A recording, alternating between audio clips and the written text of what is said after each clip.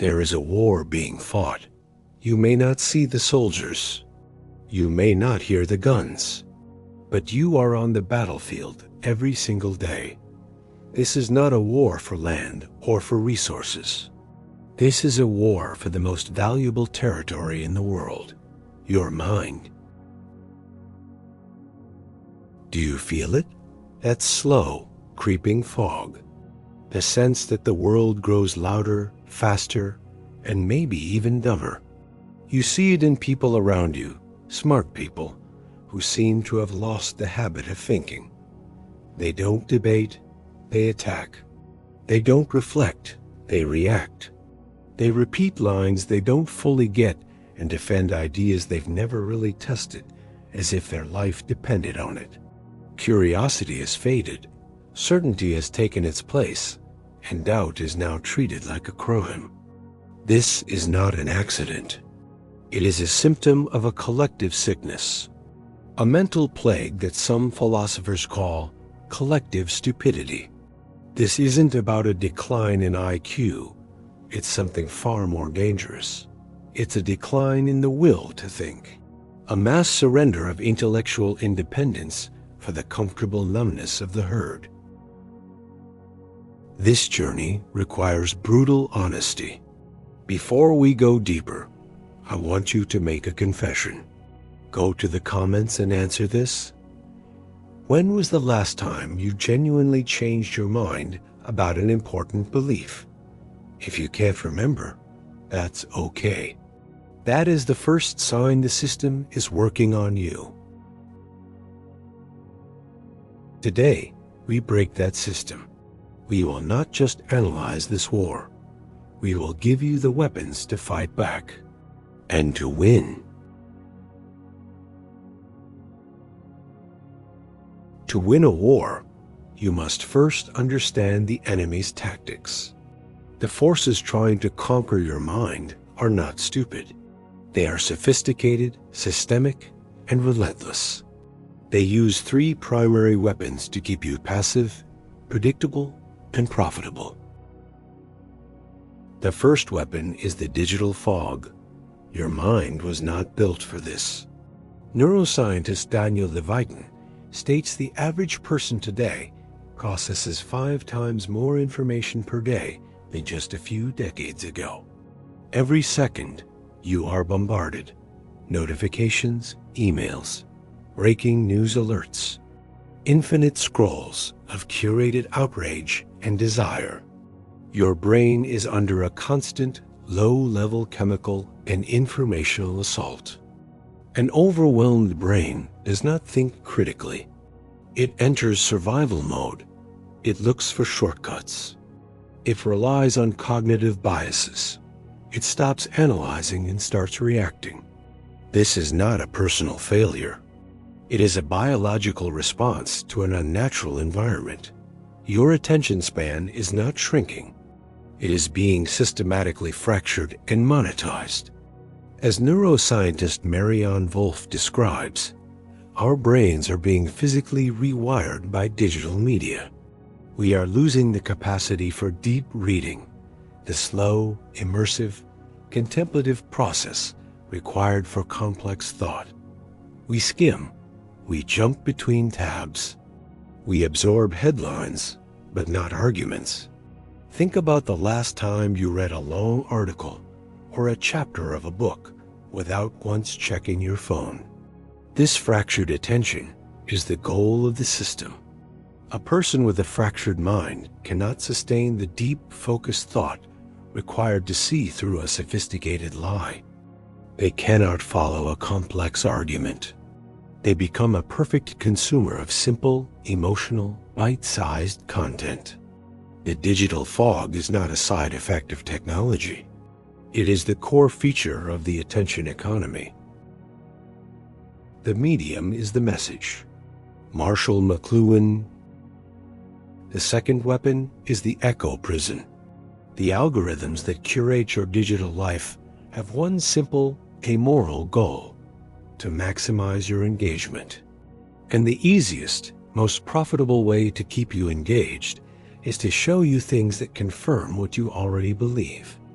They build a comfortable, invisible prison around your mind. A prison where every article reinforces your biases. Every video validates your opinions. Every recommended channel belongs to your chosen tribe. Inside this prison, you feel brilliant. You feel certain. You feel like you have it all figured out. But what you are feeling is not wisdom. It is the echo of your own voice, amplified by a machine and sold back to you. This is what the philosopher Noam Chomsky called manufacturing consent. You are being trained to agree without understanding, to follow signals instead of engaging with reason. You see a post with thousands of likes. Your brain's ancient shortcut, social proof, kicks in. If so many people agree, it must be true. This was a useful survival mechanism on the savannah. In the digital age, it is a tool of mass manipulation. The walls of your prison are invisible, and they are built with the bricks of your own comfortable certainty. The third and most powerful weapon is the culture of fragility. This is a recent and deeply dangerous evolution in the war for your mind. We live in a time when identity has become sacred. People no longer simply have ideas. They are their ideas. This fusion of identity and belief is the ultimate prison for the mind. When you believe, I am my political party, or I am my ideology, something terrifying happens. To challenge an idea is no longer a healthy debate. It becomes a personal, existential attack. Thinking critically becomes an act of violence. Doubt is seen as betrayal. A simple question is seen as aggression. The psychologist Erich Fromm, in his book, Escape from Freedom, observed how many people secretly want to surrender their freedom of thought. True freedom comes with the terrifying responsibility of thinking for yourself, of facing the uncertainty of truth. For many, this is too great a burden. So we settle for the comfort of the crowd. Thinking for yourself isn't easy. It means saying, I might be wrong. It means facing the clash between what you believe and what the facts show. That clash hurts. And in a culture that prizes certainty above all, most people will do anything to dodge that pain, even if the cost is their own mind. You now see the battlefield, the fog that fractures your focus, the prison that echoes your beliefs, the culture that makes thinking a crime. So how do you fight back? You do not fight with more anger. You do not fight with more noise. You fight with weapons they cannot counter. You fight with clarity, with silence, with courage. Here are the three weapons of intellectual sovereignty. The first weapon is the Socratic shield. In Athens, Socrates was seen as dangerous, not because he had answers, but because he asked better questions. In a world full of noise, a sharp question can cut through. It can expose hidden motives. It can shake false certainty. You must use this shield on the world and on yourself. When you hear a popular story, ask, who gains if I believe this? Whose power does this protect?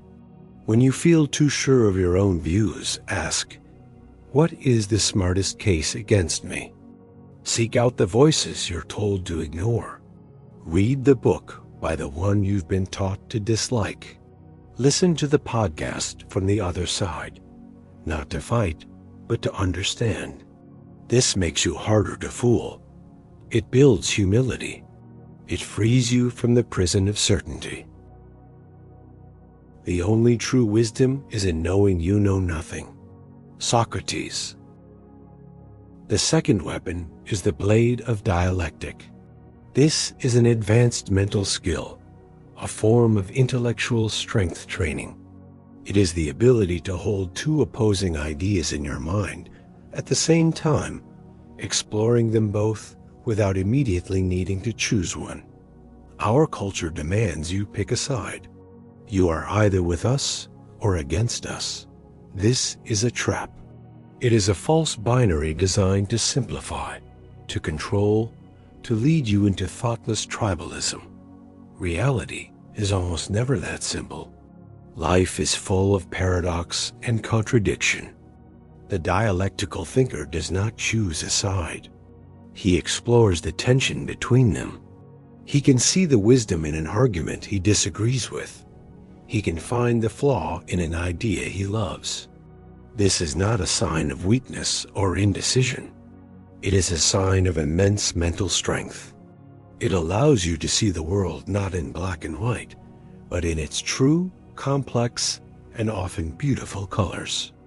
It makes you a better problem solver, a better leader, a better human being.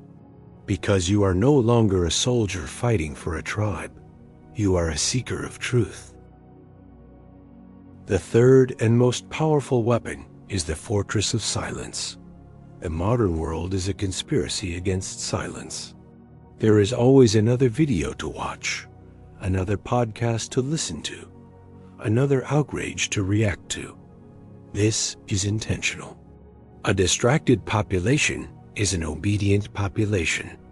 The greatest rebellion you can stage is to carve out moments of absolute, unproductive silence, to turn off the noise, to sit with a single question and allow the answer to emerge, not from Google, not from your social media feed, but from the quiet, still depths of your own mind.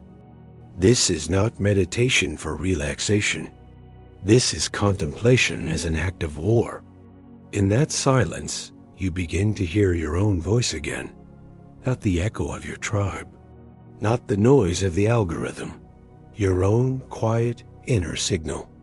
The philosopher Jiddu Krishnamurti said that to understand the immeasurable, the mind must be extraordinarily quiet. It is in that stillness that the seeds of real wisdom grow. You begin to know what is true for you, and that quiet certainty is a power no mass movement, no charismatic leader, no algorithm can ever give you.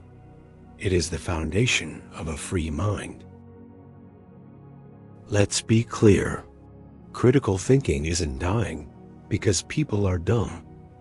It's dying because people are scared. They fear what thinking might cost them.